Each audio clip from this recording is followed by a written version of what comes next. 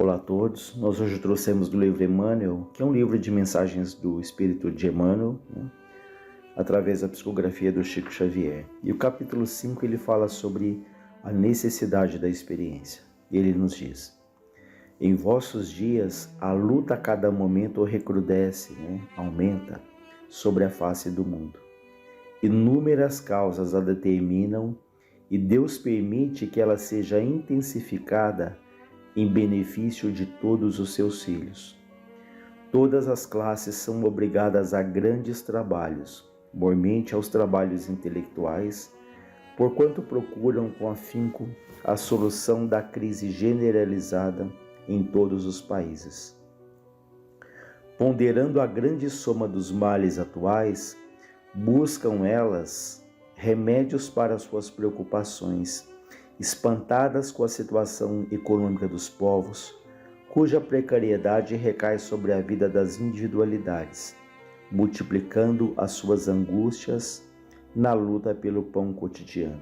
E é verdade, a gente percebe lutas ali intensas, que toda a humanidade atravessa, e fala que isso é permitido por Deus a benefício ali dos seus filhos, em que se procura ali a solução, em que se procuram os remédios. Então, se de um lado essas lutas são intensas, isso nos estimula, isso nos tira ali de uma zona de conforto, isso nos leva ali a buscar ajuda, isso nos leva a buscar a espiritualidade. Tanto que se de um lado há tantas dificuldades, há tantas lutas, há tantos desafios, jamais as pessoas buscaram tanto ali o autoconhecimento, jamais as pessoas se engajaram tanto ali nos trabalhos voluntários, nos trabalhos sociais, por essa necessidade ali dessa paz íntima. À medida que percebemos que os bens materiais, eles são bons, claro que são, eles trazem conforto, mas eles não são tudo. Eles não preenchem o vazio que muitas vezes podemos trazer dentro de nós. Então essas lutas, elas são permitidas por Deus para o nosso próprio bem. E ele continua dizendo: o quadro material que existe na Terra não foi formado pela vontade do Altíssimo. Ou seja, esse quadro, esse cenário, não foi construído por Deus, não foi gerado, não foi criado por Deus. Ele é o reflexo da mente humana desvairada pela ambição e pelo egoísmo. O céu admite apenas que o mundo sofra as consequências de tão perniciosos elementos, porque a experiência é necessária como uma chave bendita que descerra as portas da compreensão. Então Deus permite que nós passemos por aquilo que nós mesmos criamos, porque a experiência ela é necessária. Então temos aí tanto conhecimento, temos tantos livros, temos o Evangelho, temos relato das passagens de Jesus, temos relatos de espíritos que nos dizem como é do outro lado, que nos orientam, que nos esclarecem, que abrem ali a nossa mente para a realidade do espírito. No entanto, com tanto conhecimento, na grande maioria das vezes, só a experiência ali nos convence, só a experiência nos acorda, não é? Então é como se fosse alguém ali que decidisse aprender a nadar.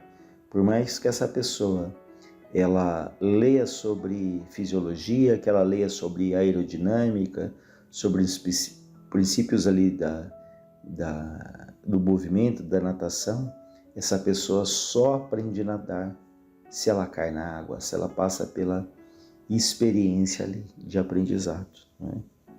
E nós passamos por experiências boas, positivas, mas tantas outras difíceis, mas como foi dito, que abre, como diz aqui, que abre as portas da nossa compreensão, da nossa lucidez. Então sempre temos falado isso, Sempre devemos pedir a Deus que nos ajude a termos a lucidez, a enxergar as coisas como elas são, a valorizar ali as alegrias e aproveitá-las e permitir que elas nos façam bem, assim como enxergar ali nas lutas, nas dificuldades, fontes de aprendizado, não de revolta. Ele diz: cada um, pois, medite no quinhão de responsabilidade que lhe toca e não evite o trabalho que leva para as alturas. Há quem despreze a luta mergulhando em nociva impassibilidade, no comodismo. Então há quem despreze a luta mergulhando em nociva impassibilidade diante dos combates que se travam no seio de todas as coletividades humanas.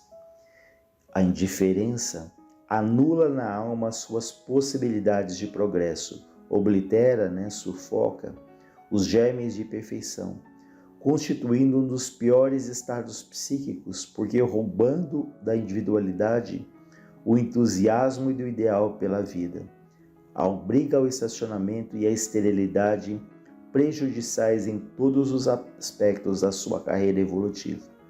Então, podemos ali ter uma atitude passiva diante da vida, como ele diz aqui, uma atitude de indiferença, como se não fizéssemos parte ali do mundo, como se quiséssemos viver como se fosse uma ilha, preocupados ali, única e exclusivamente com o nosso bem-estar, ou no máximo com aqueles familiares que nos cercam. Então ele fala que isso tira o ideal, tira o entusiasmo pela vida.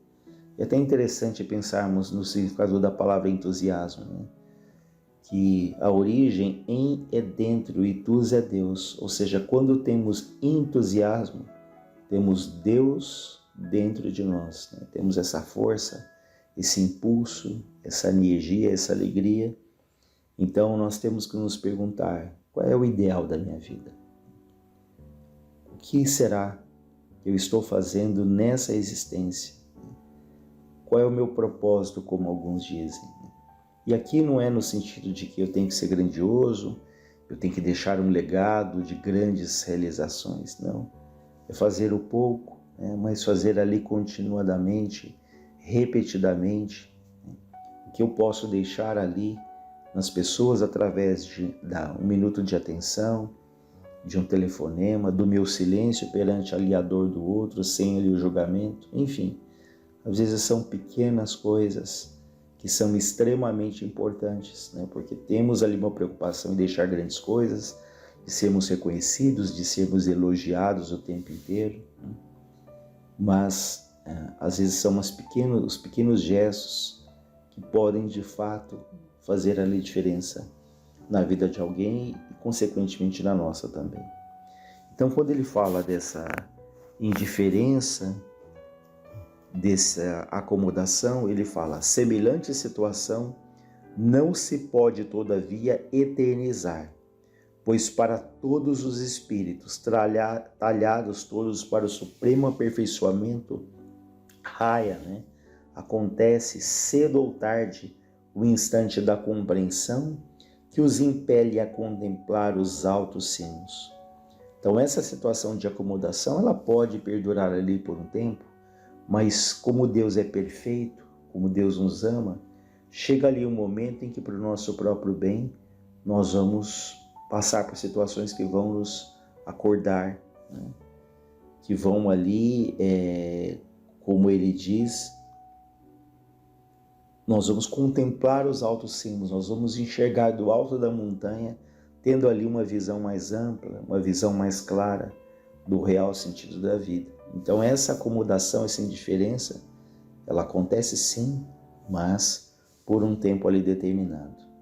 A alma estacionária, quando ela percebe então essa lucidez, até então refratária às pugnas do progresso, até então resistente ali ao progresso, ao crescimento, sente em si a necessidade de experiências que lhe facultarão o meio de alcançar as culminâncias vislumbradas. Então o espírito, nesse momento, ele sente essa necessidade da experiência quando ele tem essa visão mais ampla. Ele pede. Tanto que ouvimos muito isso, que tem provas aqui na Terra que nós pedimos, que nós imploramos. E nos perguntamos: poxa, será que eu fui louco de pedir provas tão ásperas, tão difíceis, tão desafiadoras? Mas quando temos essa clareza, nós pedimos porque sabemos que aquilo difícil mas importante também, porque a partir do momento em que essas provas são vencidas, são superadas, outras reencarnações elas são mais serenas, elas são mais seguras, porque já passamos por esse caminho ali do medo, da insegurança, do desespero, né? Então, essas provas difíceis, elas também, quando bem aproveitadas, quando bem compreendidas, elas vão ali fortalecendo a nossa musculatura espiritual, né? Essa expressão musculatura é uma analogia até com a academia, né? Quando alguém começa a fazer um exercício físico, dói tudo, parece que você não consegue nem andar ali, né? Mal entrar ou sair ali de um carro, mas com o tempo aquilo vai te fortalecendo e com o tempo aquilo que é dor passa a ser um prazer ali de exercitar, o corpo pede ali o movimento. Então, trazendo isso para a nossa realidade, também tem coisas que no início nos machucam, né? Nos incomodam, mas quando aquilo é bem vencido, quando ali há persistência, a boa vontade, aquilo que era dor, aquilo que era sacrifício, passa a ser ali prazer, necessidade. Então o espírito, com o tempo, o trabalho que hoje, até a própria palavra fala, trabalho, né? Dá trabalho, mas para esses espíritos ali talhados no bem, que um dia chegaremos lá, isso vai ser um prazer enorme, né? Fazer o bem, sentir o bem, receber o bem dos outros, vai ser ali uma grande alegria. Então o espírito, quando percebe isso, aqui fala que ele sente em si a necessidade das experiências. Ele atira-se à luta com devoção e coragem. Vezes inúmeras fracassa em seus bons propósitos. Ou seja, ninguém é perfeito. Deus não espera a perfeição. É tanto que ele fala, vezes inúmeras fracassa. É natural que nessas tentativas do acerto haja acertos, haja erros, né? Porém, ele fala, é nesse turbilhão de incessantes combates que a alma evoluciona para a perfeição infinita, desenvolvendo as suas possibilidades, aprimorando seus poderes, enobrecendo-se, enfim. Então esse texto fala muito então dessa necessidade ali da experiência, do aprendizado, não para nos subjugar, não para nos massacrar, mas como uma fonte bendita ali, que nos traz ali outras vivências, outros ângulos da vida. Depois que passamos, nós falamos, poxa, hoje eu sei o que é isso. Aquilo que nos incomodava, de repente, há 5, 10 anos atrás, talvez hoje já não nos incomode, já não nos tire o sono, porque passamos ali pela experiência. Então, da mesma maneira que se fala muito do aprendizado das experiências difíceis, busquemos também aprender com as experiências boas, porque quantos há que passam por períodos ali de calmaria na vida, de bons momentos, mas que não aproveitam, que não sentem, né? Como aquela pessoa que está, às vezes, um dia feliz, um dia que as coisas dão certo, e a pessoa falava, vai acontecer alguma coisa de ruim, não é possível que está tudo dando tão certo. Mas será que precisamos aprender só pela dor? Será que não aprendemos também ali com a misericórdia, com a bondade de Deus, que também nos traz ali situações, momentos, pessoas que nos fazem bem e às vezes não percebemos, não valorizamos, temos uma sede insaciável do novo e às vezes não percebemos aquilo que já está ali do nosso lado. Talvez sejam coisas simples, pequenas, né? Mas que nos fazem bem, que nos trazem paz. Então, aprendemos a aprender é bom, é redundante, mas aprendamos a valorizar ali os momentos de alegria e também nos momentos ali de dificuldade não nos desesperemos, como o texto diz, entendendo que são experiências necessárias ali para que nós possamos caminhar, para que nós possamos ter iniciativa, tomar as decisões e um dia de cada vez, como ele fala, às vezes acertamos, às vezes erramos, mas isso faz parte do nosso processo de aprendizado, para que nós nas tentativas quando caímos, quando erramos, quando as coisas não dão certo, para que a gente não desanime, para que a gente não desista, para que não abandone ali o nosso propósito de melhoria. Então que Deus em sua infinita bondade nos abençoe, nos ampare e nos fortaleça.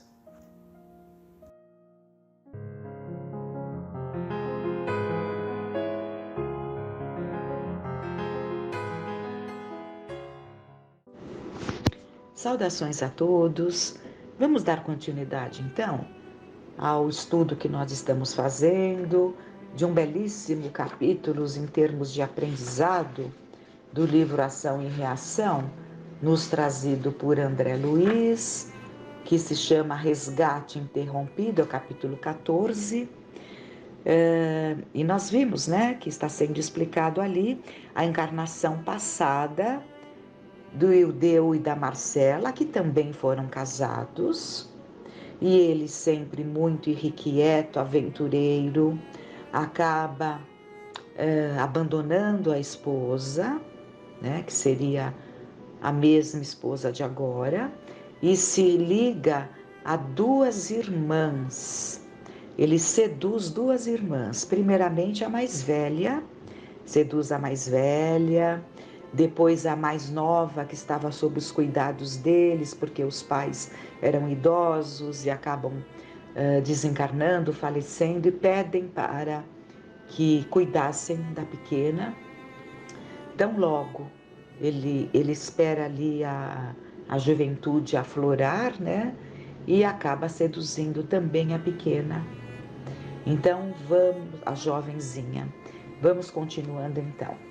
Entrando em franca decadência moral, precipitou-as no meretrício, em cujas correntes de sombra as pobres criaturas se viram quais andorinhas aprisionadas na lama. Abandonada a esposa, que era então a mesma companheira de agora, a sofredora mulher, incapaz de sofrear-se no insulamento, após 5 anos de expectativa e solidão, aceitou a companhia de um homem digno e trabalhador, com quem passou maritalmente a viver.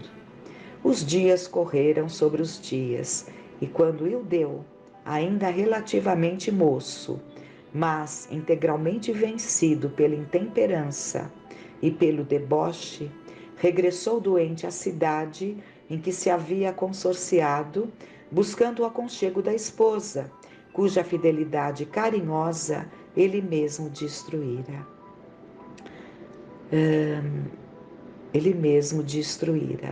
Não mais na ânsia de ajudá-la ou de amá-la. Ele não buscou a primeira esposa arrependido, né? Não mais na ânsia de ajudá-la ou de amá-la, e sim no propósito de escravizá-la por enfermeira do seu corpo abatido.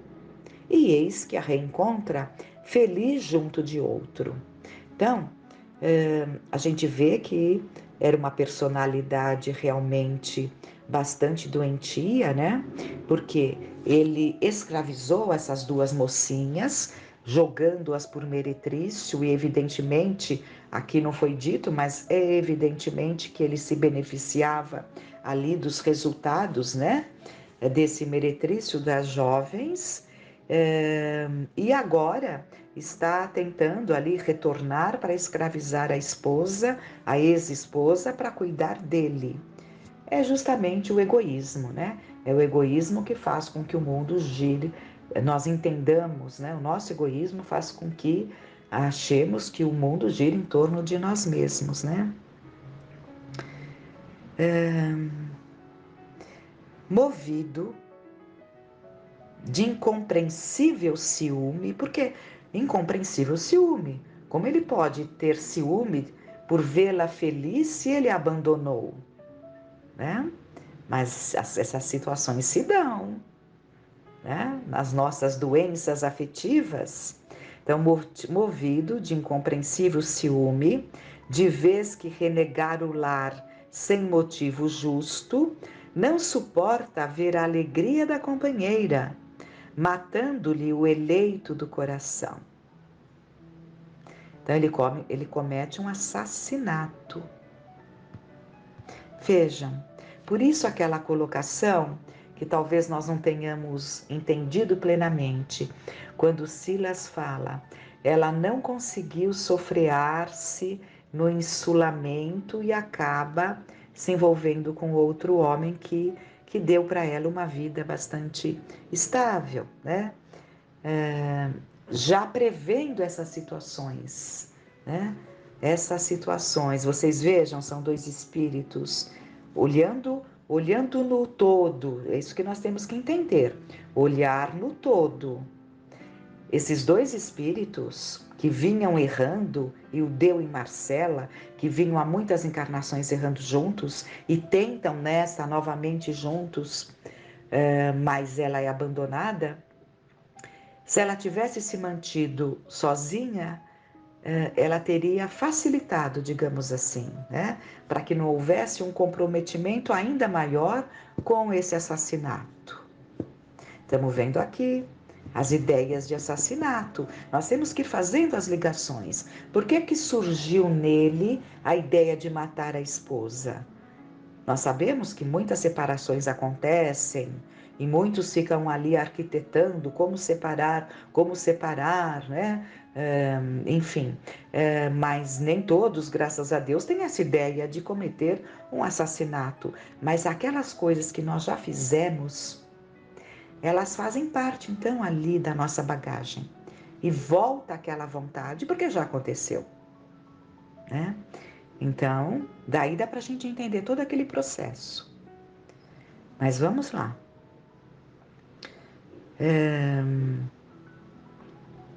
Dentro em breve, ele mata o esposo dela, né?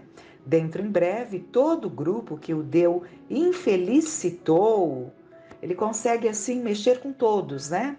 Inclusive ele próprio, né? Infelicitado na esfera espiritual, né?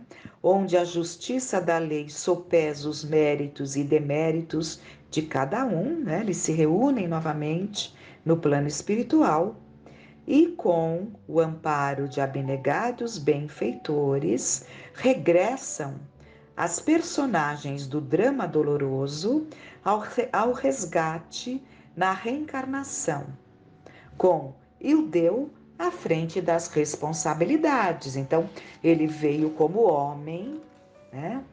E interessante que ele começou a se queixar de suprir ali a parte financeira, o sustento, que estava pesado, mas fazia parte das suas responsabilidades, né? O trabalho árduo para criar com dignidade esse grupo a quem ele tinha infelicitado, que era a esposa, as duas moças que se agregaram a este grupo, né? São situações de reencontros, né? E está ele ali, à frente, como pai, como esposo, à frente das responsabilidades por ter maiores culpas. Então dá para nós entendermos por que durante alguns anos tudo caminhou melhor. Porque diante de toda essa situação ele viu a extensão dos débitos e voltou com o propósito, né? Propósito do acerto. Marcela, vamos continuar a leitura. Marcela concorda em auxiliá-lo e retoma o posto antigo. Vocês viram? Marcela concorda. Nós sabemos que há situações em que não existe o concordar, tem que ser. E o que queremos dizer com isso? Se ela estivesse comprometida no seu comportamento de esposa, ela que tivesse ali criado situações, ela teria que vir como esposa para reajustar essa situação. Mas no caso, ela foi vítima. Então, ela é convidada a vir novamente como esposa, porque ela poderia muito bem ter vindo como uma filha, e possivelmente seria uma filha querida, né? Mas ela aceita vir novamente como esposa, sabendo inclusive desse temperamento, dessa maneira de ser desgovernada, porque é um desgoverno, né? Quando nós não temos o controle sobre os nossos impulsos sexuais e afetivos doentios, é uma falta de freio, é uma falta de equilíbrio, né? Ela aceita vir com ele novamente para ajudá-lo nessas questões. Talvez por isso, dá para nós depreendermos, ela estar ali tão abnegada, aguardando que tudo se acalmasse, não é? Vamos ali ligando os pontos, chegando a conclusões. Então vamos. Marcela concorda em auxiliá-lo e retoma o posto antigo, ajudando-o na condição de esposa fiel. Roberto é o companheiro assassinado que volta. Nós não vimos que o filhinho tinha um olhar acusador para o pai sentia, na verdade, né? Que o filhinho tinha um olhar acusador para ele. É claro, era a consciência de culpa. Ele tinha tirado a vida desse marido da esposa na encarnação passada, né? Então, Roberto é o companheiro assassinado que volta, do qual Ildeu é devedor da própria vida. E ele desperdiça aquela aversão que ele tinha pelo que tinha sido o marido da Marcela, se traduz também como pai. Isso não poderia ter acontecido, porque ele teve justamente a oportunidade de conquistar. Quem estaria ali numa situação delicada, convivendo com alguém que não tinha plena confiança era o filho, que teria que descobrir ali um sentimento por aquele pai, né? Porque ele trazia uma recordação, embora apagada com a bênção do esquecimento na encarnação, mas uma recordação difícil. E esse pai não soube conquistá-lo, muito pelo contrário, o espezinhava. São oportunidades que vamos perdendo, né? Estejamos atentos a tudo no nosso entorno, no que falamos, como nos comportamos. Todos esses aprendizados é para que a gente nos reportemos as nossas vidas, né? Então vamos lá. Roberto é o companheiro assassinado que volta, do qual Ildeu é devedor da própria vida. Sônia e Márcia são as duas irmãs que ele arrojou ao vício e à delinquência. Dele esperando hoje, como filhas queridas, o necessário auxílio para a reabilitação. O assistente fez pequena pausa e acrescentou: vocês não ignoram, porém, que a reencarnação no resgate é também recapitulação perfeita. Se não trabalhamos por nossa intensa e radical renovação para o bem, através do estudo edificante que nos educa o cérebro e do amor ao próximo, que nos aperfeiçoa o sentimento, somos tentados hoje pelas nossas fraquezas, como éramos tentados ainda ontem, porquanto nada fizemos pelas suprimir, passando habitualmente a reincidir nas mesmas faltas. Então, isso é uma grande lição para nós. Através do estudo edificante, que educa o cérebro, como ele fala, e do amor ao próximo, temos que desenvolver esse sentimento pelo próximo, e sabemos que o próximo mais próximo começam com os que estão nos nossos lares, né? Se não há esse processo educativo, reincidiremos nos mesmos erros, em tantas e tantas encarnações que se fizerem, enquanto não aprendermos.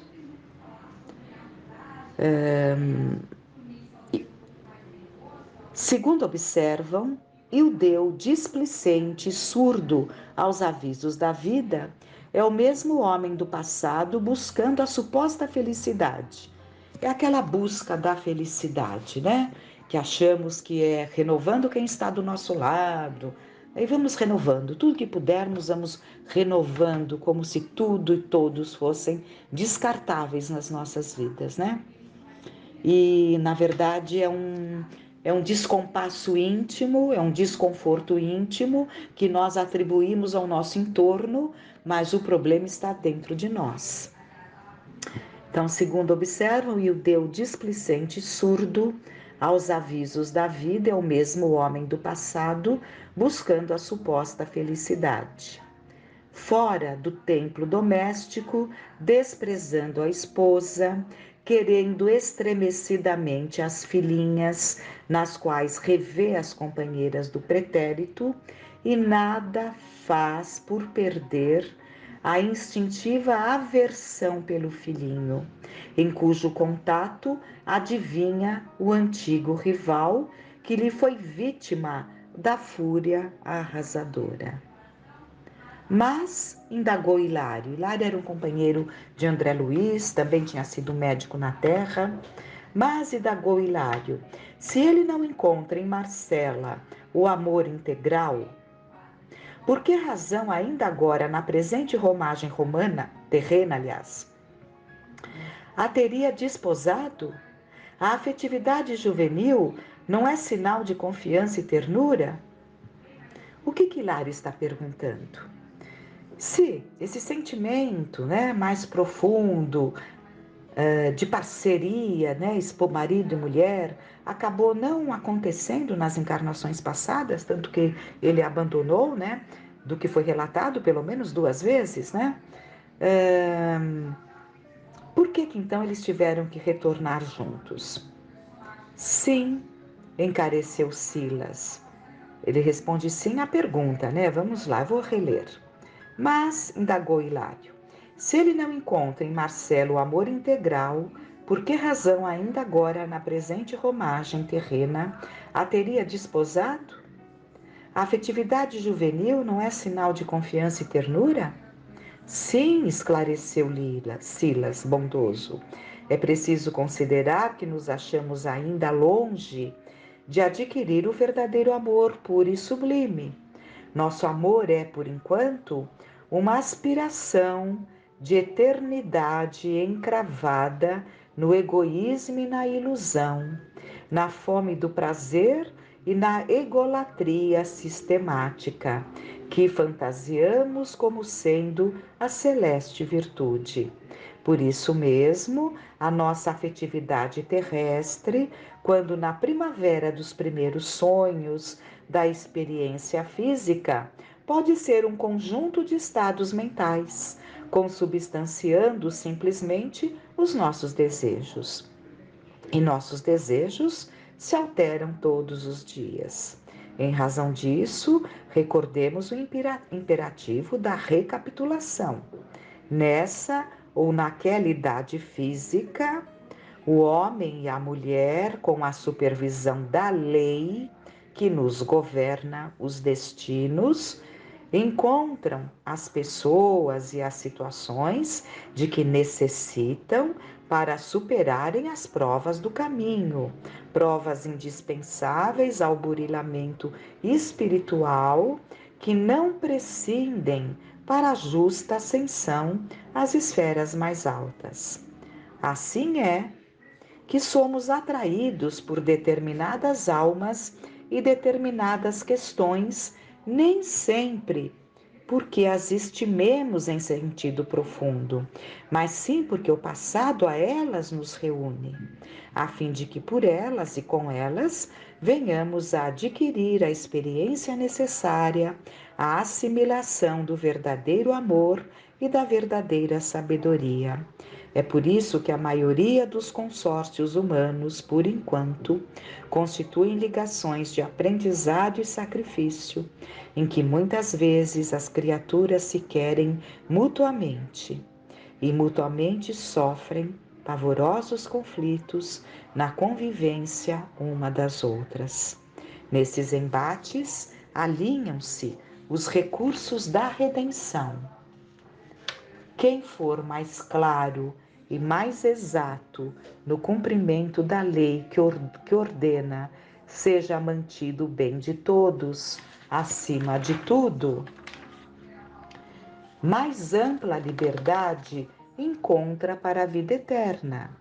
Quanto mais sacrifício com serviço incessante pela felicidade dos corações que o Senhor nos confia, mais elevada ascensão à glória do amor divino, O que ele está afirmando aqui é que muitos dos casamentos se dão em função dessas complicações que nós vamos buscando aí nas encarnações. Evidentemente que existe a afetividade, né? Porque dois seres se atraem de modo geral pela afetividade, embora muitas vezes o sexo fale mais alto, e tanto que passa aquele tempo, né?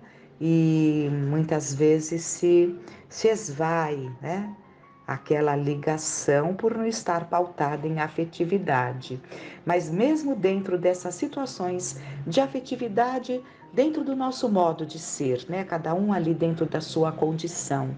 Porque, na verdade, o Ildeu tinha um afeto por Marcela, tanto que as encarnações estavam juntos, né? Da mesma forma, não resistiu àquelas duas irmãs. E vimos o carinho que ele tinha por elas como filhas. Então, são esses conflitos afetivos que precisam ser ajustados nesses reencontros, né? Então, os casamentos, de modo geral, são casamentos de prova.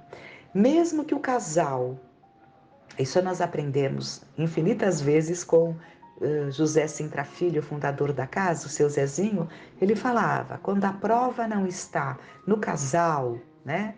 Aquele casal ali tem uma afinidade muito intensa. Então, quando a prova não está no casal, vem depois nos filhos ou nos agregados, né?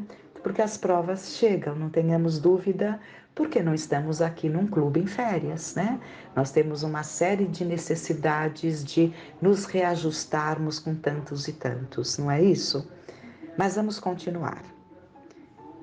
Então, só mais um pouquinho. Então, aduzi. Nosso amigo Irdeu estará interrompendo o pagamento da dívida em que se empenhou? Isso mesmo. E Marcela, perguntou Hilário, garantirá por ele a sustentação do lar? É o que esperamos e tudo faremos para auxiliá-la, já que o esposo, mais uma vez, faliu nos contratos assumidos. Por hoje ficam essas reflexões e que fiquemos em paz.